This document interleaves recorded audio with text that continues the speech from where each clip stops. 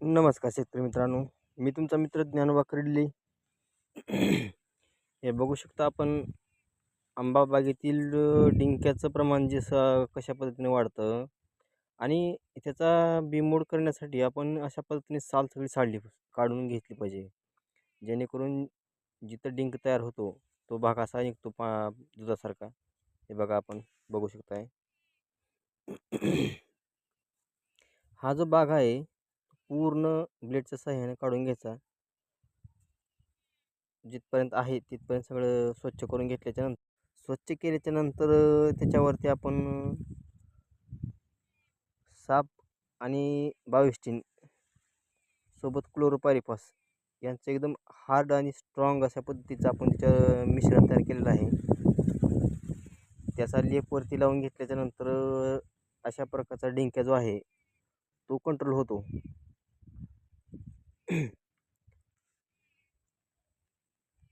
हे अशा पद्धतीने प्रत्येक ठिकाणी जिथून जिथून डिंक्या निघतो त्या ठिकाणी अशी बुरशी लागते.